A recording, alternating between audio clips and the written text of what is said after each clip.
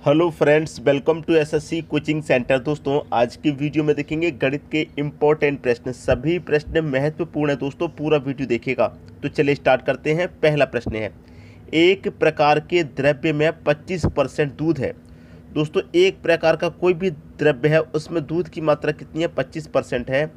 और अन्य द्रव्य में कोई एक दूसरा द्रव्य भी है, उसमें दूध की मात्रा 30% है। कितनी है दूध की मात्रा दूसरे वाले द्रव्य में? 30%। एक प्रकार के द्रव्य में 25% और दूसरा एक अन्य प्रकार का है, उसमें दूध की मात्रा 30% है।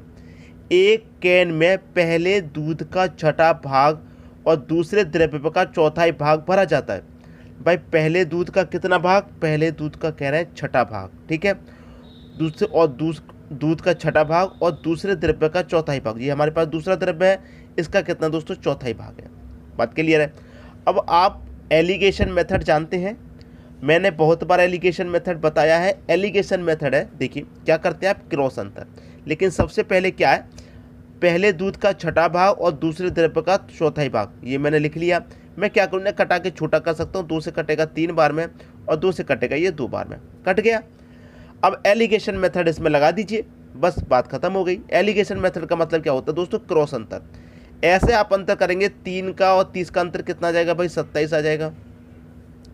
और 25 का 2 का अंतर करेंगे दोस्तों, भाई 25 का और यहाँ पर 2 का अंतर करेंगे, कितना आ जाएगा? 27 आ जाएगा। यहाँ पर हमेशा याद रखना, एलिगेशन मेथड जो होता है वो हमारा ये बीच वाली जो संख्या है इस पर आधारित होता है। अब बीच में जैसे कि मेरा यहाँ पर 27 है, अब मैं 27 और 3 का क्या करूँ कि मेरा 27, 30 का और इस 3 का क्या करूँ? 27 आ जाए। 30 में से 3 घटा दूंगा 27, और इस 25 का और इस 2 का मैं क्या करूँगा? 27 आ जाए। भाई 25 में 2 जोड़ दूंगा तो 27। ये होता है मेरा एलिगेशन मेथड, इस बीच वाली संख्या पे आधारित। लेकिन हमको इसमें बीच वाली संख्या नहीं दी गई थी, इसको हमने निकाला है। जब इसको निकाला तो कितना आ गया भाई? 27 आया है, और डी ऑप्शन में 27 दे रखा है। ये आपकी प्रश्न का बिल्कुल सही आंसर है, ठीक है। समझ में आ गया प्रश्न। अब देखेंगे हम अगला प्रश्न। अगला प्रश्न है, एक पार्टी में समीर एक गिलास में 2 प्रकार के द्रव्य मिलाता है। भाई, एक पार्टी में समीर गया, उसने एक ही गिलास में 2 प्रकार के द्रव्य मिलाए। ए प्रकार के द्रव्य में 35% रम, मतलब गिलास में जो किया है वो 35% रम कर लिया है। फिर बी प्रकार का जो द्रव्य है दूसरा, उसमें 40% रम कर लिया है, ठीक है। अब समीर ए प्रकार के द्रव्य में से 6 ml लेता है और बी प्रकार के द्रव्य में से 4 ml लेता है, तो गिलास में रम प्रतिशत क्या है? भाई, समीर ने जो पहले के द्रव्य में गरम कितना करा है? 35%। गिलास में कितना करा? 35%। और बी प्रकार का कितना करा दोस्तों? 40% किया, ठीक है। अब ए प्रकार में से कितना लिया उसने? 6 ml लिया, और बी प्रकार में से उसने कितना किया? 4 ml लिया। अब मैं इसे 2 से कटा दूंगा 3 बार में, और इसको मैं 2 से कटा दूंगा 2 बार में। कर लीजिए भैया क्रॉस अंतर, ठीक है। 40 में से मैं 3 घटा दूंगा, कितना आ जाएगा भैया? देखिए 40, और 40 में से 3 घटा दूंगा तो 37 आ जाएगा, ठीक है।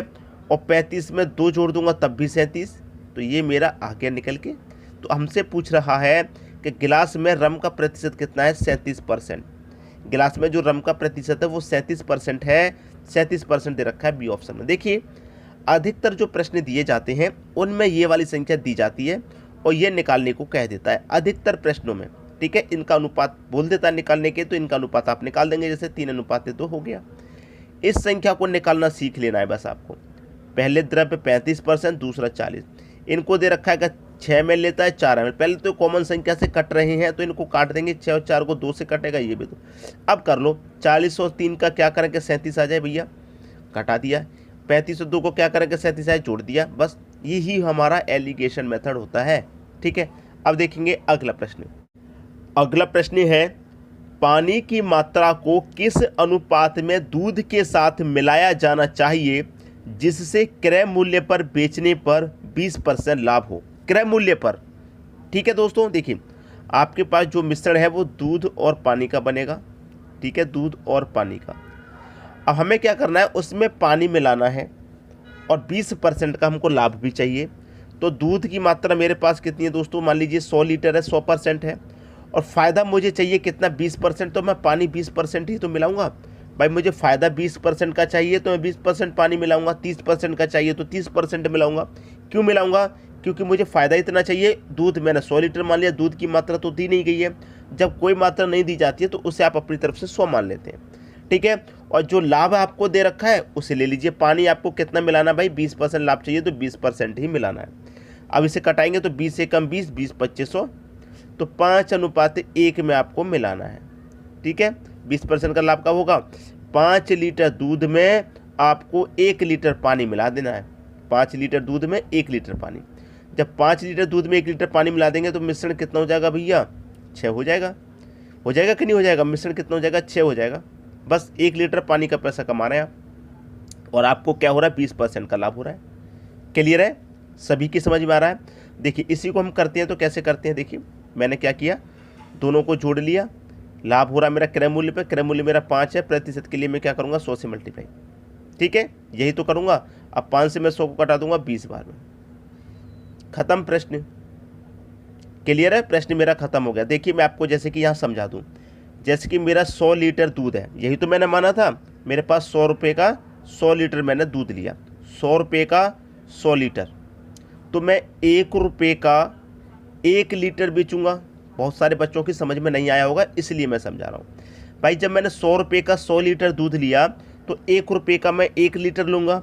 और यहाँ पर क्या कह रहा है कि क्रय मूल्य पर बेचने पर, क्रय मूल्य पर बेचने का मतलब क्या है कि जब मैंने 1 रुपये में 1 लीटर लिया है तो 1 रुपये में 1 लीटर ही बेचूं। जब मैंने 1 रुपये में 1 लीटर लिया और 1 रुपये में 1 लीटर बेचूंगा तो क्या मुझे कोई फ़ायदा हो जाएगा, बिल्कुल भी कोई फ़ायदा नहीं होगा, ठीक है। फ़ायदा कब होगा, पानी मिलाऊंगा मैं उसमें, जब फ़ायदा होगा भाई। 1 रुपये में, जैसे कि अब मुझे क्या चाहिए, 20% का लाभ, तो मैंने क्या कर दिया, उसमें 20 लीटर पानी मिला दिया, ठीक है। जैसे कि यहाँ पर मेरा 100 लीटर दूध था, ठीक है, उसमें क्या कर दिया मैंने, 20 लीटर पानी मिला दिया, तो कितना हो गया, अब टोटल हो गया 120।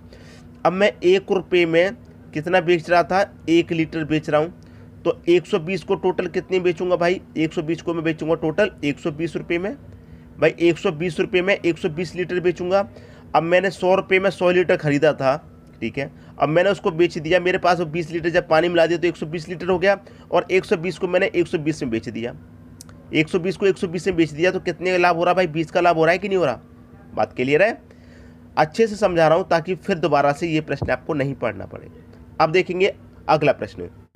अगला प्रश्न है, पानी की कितनी मात्रा को दूध के साथ मिश्रित किया जाना चाहिए जिससे इसे क्रय मूल्य पर बेचने से 16.2/3% लाभ हो। इसके बाद जो लाभ का प्रतिशत है वो फ्रैक्शन में है, कोई बात नहीं, फ्रैक्शन में दे रखा तब भी हम इसे कर लेंगे। आपको दे रखा 16.2/3%, ठीक है। सबसे पहले तो फ्रैक्शन वैल्यू को सॉल्व करना सीख जाइए आप। 3 कमल पे 16 से करेंगे 48, 48 में 2 जोड़ेंगे 50, 50 बट्टे में कितना रहेगा 3, और प्रतिशत का मतलब आप जानते हैं बट्टे में 100 होता है, तो यहाँ पर बट्टे में ये 100 और आएगा। ऊपर कितना रहेगा भाई 50 बट्टे में क्या रहेगा, 3 कमल पे 100 से रहेगा 300, 50 एकम 50 कटेगा, 50 से 300 कट जाएगा 6 बार, मतलब 1/6, ठीक है। अब हमारी नीचे वाली वैल्यू क्या रहेगी, दूध की रहेगी, ऊपर वाली क्या रहेगी, पानी की रहेगी, ठीक है। बस प्रश्न सॉल्व हो गया। आपसे क्या कहा था उसने कि पानी की कितनी मात्रा को दूध के साथ मिश्रित किया जाना चाहिए, 6 लीटर दूध के साथ 1 लीटर पानी मिश्रित किया जाना चाहिए, ठीक है। तो दूध है हमारे पास और ये पानी हो गया, तो दूध कितना है 6, और दूध के साथ हम पानी कितना मिश्रित कर रहे हैं 1 लीटर, तो 6:1 आपके इस प्रश्न का सही आंसर है, 6:1, मतलब पहला ऑप्शन। आप प्रश्न को अपने आप बनाने लग जाएंगे अगर थोड़ी सी कैलकुलेशन को समझ लिया तो, ठीक है। अगला प्रश्न देखेंगे। अगला प्रश्न है, 2 बर्तन में 9:7 और 11:5 के अनुपात में दूध और पानी है। क्या है, दूध और पानी है, किस किस अनुपात में भाई, 9:7, 9:7 और 11:5 में, 11:5 में, ठीक है।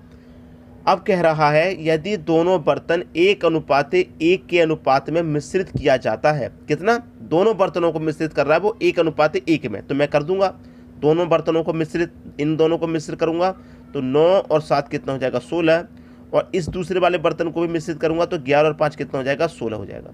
अब 16 कम 16, 16 कम 16, तो ये 1:1 हुआ कि नहीं हुआ, और 1:1 ही दिया गया है, ठीक है।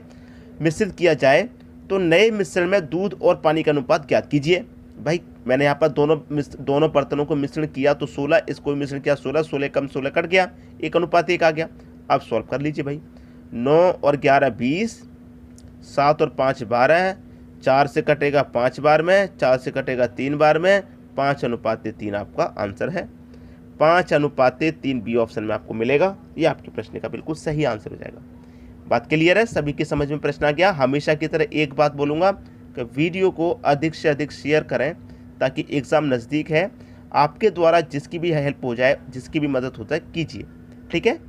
किसी की भी मदद करें, ज़रूर करें। ठीक है दोस्तों, सभी प्रश्न समझ में आ गए होंगे। वीडियो देखने के लिए आपका बहुत बहुत धन्यवाद।